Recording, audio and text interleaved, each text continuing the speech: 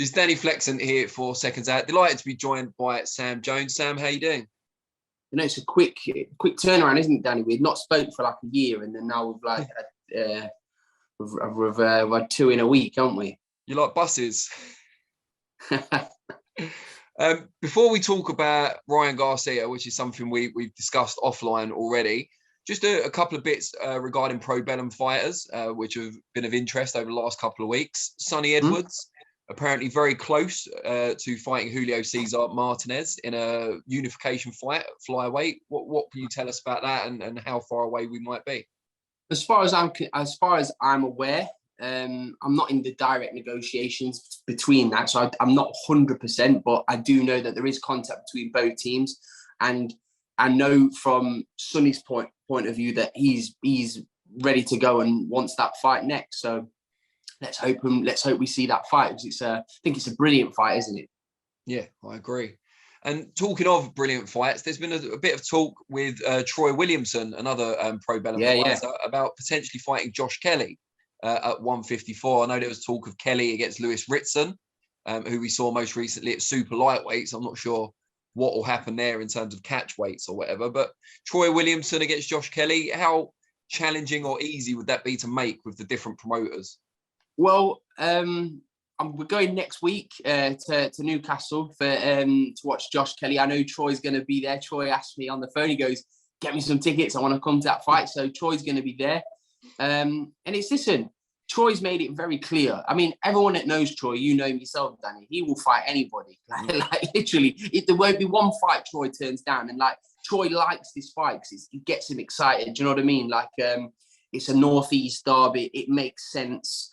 I mean, I know there was talk of Ritson against Kelly, but personally, I didn't think that fight really made sense from my perspective. I mean, I was like a bit baffled by it all, if I was honest with you. I was thinking Ritson's a 140 fighter, and not really a massive 140 fighter. Josh Kelly is a massive welterweight that I mean, it's not like known, but like it's known that he has to really push it to make that weight, and that's why I think his next fight's at 154. He's been mandated to fight Troy for the British title. I think it makes perfect sense, personally. I mean, get on with Josh really well, brilliant lad, one of the most talented kids I've ever seen in the gym, if I'm honest with you. But with Troy's kind of style, I think, my God, it's two unbelievable clashes, isn't it? So I think absolute banger for the Northeast, that is, and for the whole of British boxing, but especially up in the Northeast, great fight, and I would love to make that fight. How easy would you anticipate being to make? I know both fighters would probably be keen. Certainly Troy is, as you've said. But what about the teams and broadcaster and all that kind of stuff?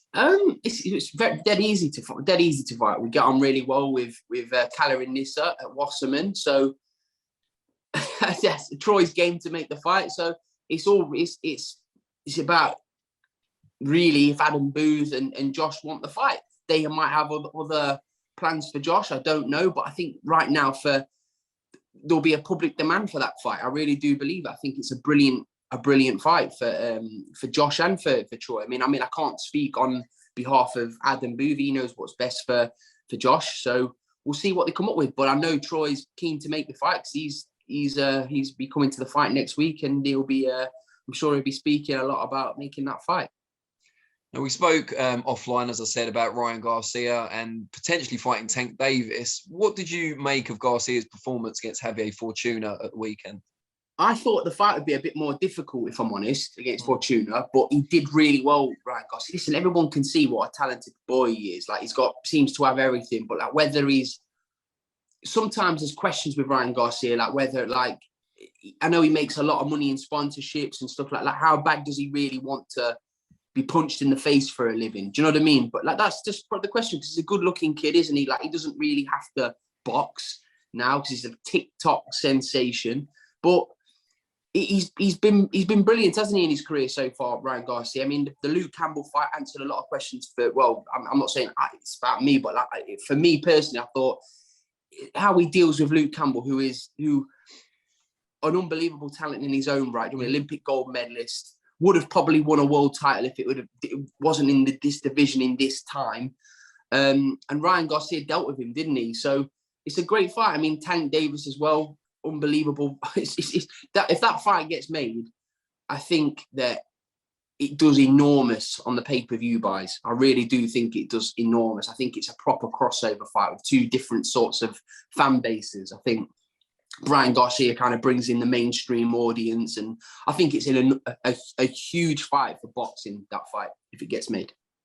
Do you think, I mean, I do, that Ryan Garcia, Tank Davis outperforms on pay-per-view Spence Crawford, even though Spence Crawford is a better fight? It does. I would bet a lot of money on that. It does. I'm not saying it's a better fight. No. Some people may disagree. They might think it's a better fight. I think the Crawford-Spence fight, even though it's happening now, which is great, I still think it's not 2 years too late, because we're still hopefully going to get the fight. I think they're both still, but I still think the fight would have been a little bit better a year or 2 years ago. I don't know. But listen, we can't be unhappy with getting that fight. I think you're getting Ryan Garcia against Tank Davis. If you get that next, you're getting, they're both young, hungry. I just think I don't know. I just think it will do better than that fight on pay-per-view. But like, if you ask me what fight I prefer to watch now, I'd say the Spence Crawford, because we've wanted that for so long. I'm not going to compare it to Pacquiao Mayweather, but it's that kind of thing we've been like all my life. It's so annoying, boxing politics, stopping fights happening, and it's annoying for fans because they don't care about boxing politics or why he can't fight on this platform, and they just want to see the fight, and it looks as though that fight's going to happen. Great, but I do think Tank Davis against Ryan Garcia outperforms it pay-per-view wise. That's just my opinion. I might be wrong. It's just my opinion. So whoever wants to hammer me on the comments, it's just my opinion. Garcia Tank, if it were to take place next, as Ryan Garcia says he wants, he says he'll make it, what was it, easy lemon squeezy. Yeah, it's that the peasy there. Maybe that's an American thing, but we'll forgive him that. Who would your money be on if that were to take place next? I think Garcia's been, I'm not saying he doesn't want the fight. I'm just saying he's 140. Like, he's already said, I'm not moving down to 135. It's 140. So he's been kind of intelligent there. He's kind of dangled it for Tank to say, look, listen, you've already boxed at 140. So there's no reason why you shouldn't box me. I personally think Gervonta Davis chins Garcia in that fight. That's my opinion. I think that Garcia will have his moments. He'll probably be outboxing him for a couple of rounds. But I think once Tank finds his range, I think he levers him. Between, I don't know, between rounds 8 and 10, I think Tank will chin him. I think that's what I believe will happen. But could be completely wrong. Garcia could turn up and do a job on him, but I don't see that. I think it'd be a really good fight, though. I think they both carry natural power, both fast. It's the makings of a brilliant fight, though. The two styles they both have, so you can't really see it being a boring fight, something like that. I think it'd be a really, really good fight to watch for the fans. And before I let you go, the last time we spoke on here, it was about the potential fight between Conor Benn and Chris Eubank Jr. Recent reports indicate that's now very close, but the latest handicap or obstacle appears to be a rehydration clause. They seem to have agreed on a 156-pound catch weight, but now there's a rehydration clause in play for Eubank Jr., well, for both fighters, but predominantly for Eubank Jr., to not put on too much weight between the weigh-in and the fight itself. What would you make of that? It'd be a shame if it got scuppered at this stage by that. I think there's going to be too much money on the table for it to be scuppered, Danny, so I think that fight will happen. But it's just Conor. I don't think it will be Conor saying those things. I think it'll be more his management team saying those things, which, again, it's like people think, he's already coming down in weight. I think they don't really need to be pushy on that, because I think it's going to really be hard for Eubank to get to that weight in the first place, never mind the rehydration clause. But I don't know. It's just. I think Conor Benn's team are obviously doing all they can to give their guy the best edge to win the fight, which is good management, really, from Conor Benn's team. But let's hope it doesn't scupper the fight, which I don't think it is. I've been told it's a sign and done deal. So I've heard it's been a done deal for a long time. So I think that fight will get announced. I think on tomorrow. I think the press conference will probably be Friday. And yeah, I can't wait to watch the fight. I've said it like loads of times. I can't wait to watch the fight. See me, Danny, if something's shit, I'll say, I honestly will. I've always said this. I'll say it's shit. I just think the fight's got the making. I mean, I've seen Johnny Nelson said, oh, they're going to have to go really hard on the promotion. I think the fight just sells itself. I think the two dads being involved, the history that the both sides of the names having. I know Joe Gallagher wasn't too happy with the he said, oh, the board would probably turn it down if it was another thing. But I don't know, like, I'm not comparing it to this, but Natasha Jonas, she jumped up in a few weights to have a world title fight.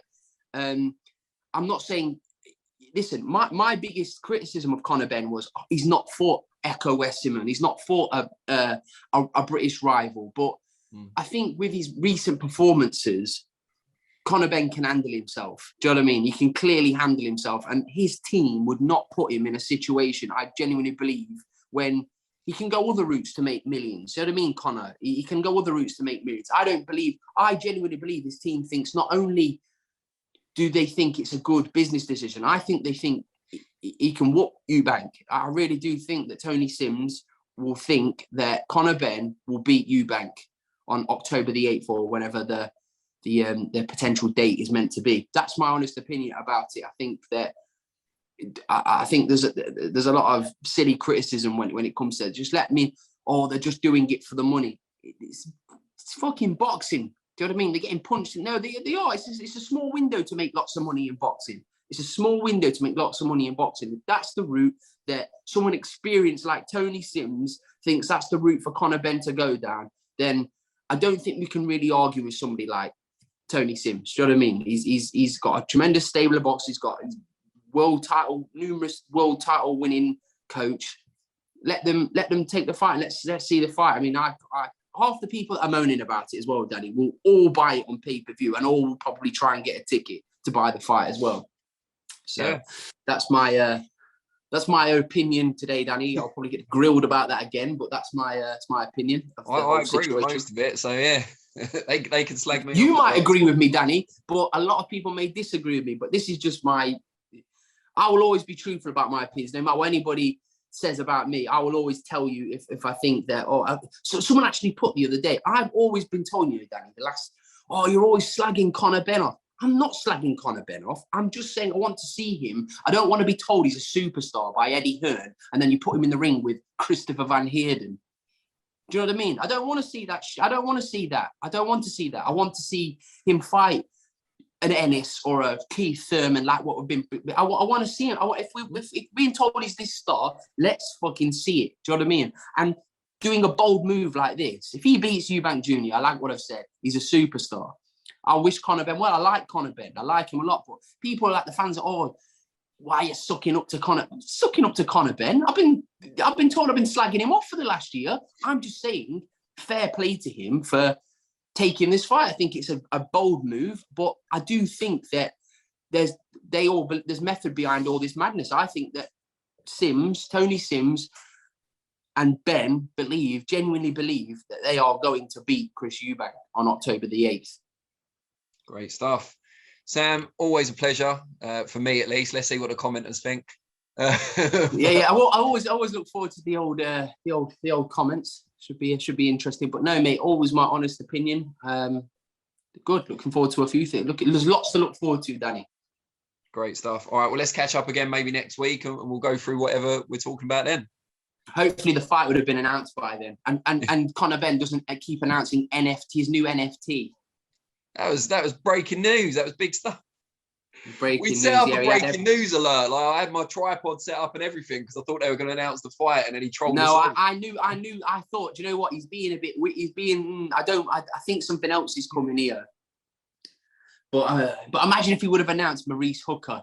There'd have been an uproar, wouldn't it? That's tomorrow. Yeah, no, I think the fight will get announced.